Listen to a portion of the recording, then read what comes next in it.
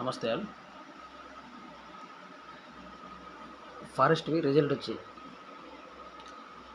Exam అయిపోయిన తర్వాత 1 డేనో 2 days తర్వాత కట్ ఆఫ్ వీడియో చేశాను నేను. ఆ కట్ ఆఫ్ ఎంత అని చెప్పానంటే అప్పుడు 60 నుంచి 70 మధ్యలో ఉంటే నువ్వు సేఫ్ అయ్యా అని చెప్పాను.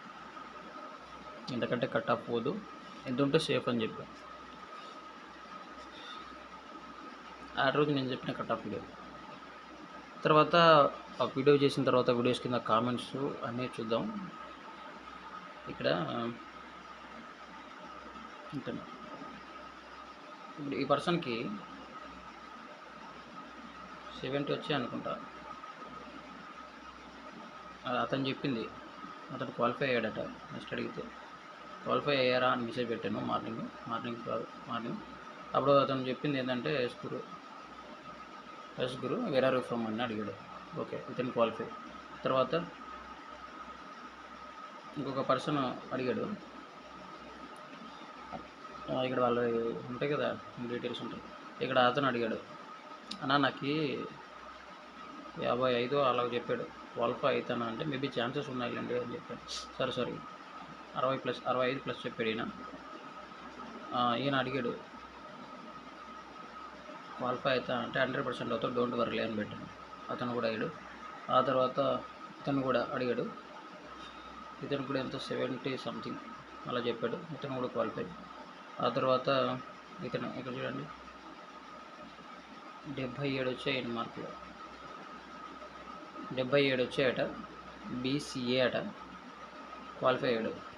క్వాలిఫై అవుతాడు, డోంట్ వరీ, మెయిన్స్ ప్రశాంతంగా చదువుకోండి అని చెప్పాము రోజు. సో ఇతను కూడా క్వాలిఫై. నెక్స్ట్ తర్వాత ఇతను క్వాలిఫై. కమెంట్స్లో చూడండి, ఇవన్నీ ఉంటాయి. ప్రతిదీ తీస్తే ఎందుకు మనం డప్పాలు కొట్టుకుని సోది కొట్టుకున్నట్టు ఉంటుంది అనేసి తీయట్లేదు. ఇతను ఆల్రెడీ చెప్పాము. తర్వాత ఇది అయిపోయింది. ఇది చూడండి, కర్నూలు ఎస్సీ అట. అన్న 53 వచ్చాయి, ఎనీ ఛాన్స్. ఇతను కూడా క్వాలిఫై. కట్ ఆఫ్ ఇవి ఛాన్సెస్ ఉంటాయని పెట్టాను అతనికి రిప్లై. ఇవి ఛాన్సెస్ ఉంటాయని పెడితే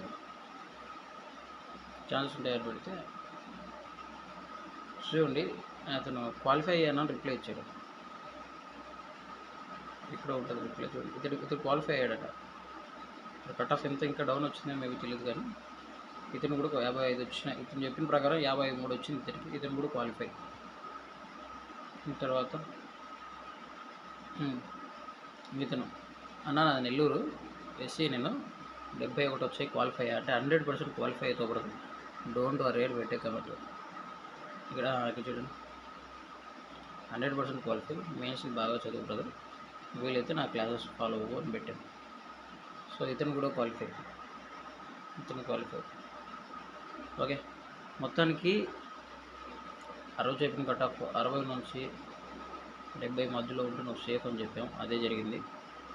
ఒకడు ఎలా చెప్తారంటే ఆస్పిరెంట్స్ని భయపెట్టడానికి మరీ ఎక్కువ కట్ ఆఫ్ చెప్పేస్తాడు. ఇన్స్టిట్యూట్ నాయలు ఎలా ఉంటారంటే కొంతమంది, అందరూ కాదు, కొంతమంది ఇలా ఉంటారంట.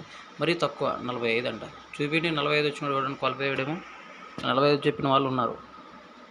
అటు ఇటు కాదు, ఎలా కనీసం మినిమం అప్రాక్సిమేట్ నువ్వు 100% ఎవడో చెప్పలేడు. అప్రాక్సిమేట్లీ ఒక 5 మార్కులు అటు ఇటు అని చెప్పగలిగితే కొంచెం నమ్మడానికి నమ్మశక్యంగా ఉంటుంది. 45లో 30 చెప్పిన వాళ్ళు కూడా ఉంటారు కట్ ఆఫ్. మొత్తానికి ఎనీవే ఇప్పుడు 1:20 రేషియోలో తీశారు. జాగ్రత్తగా చదవండి, ఎందుకంటే 20 మెంబర్స్ అంటే ఇప్పుడు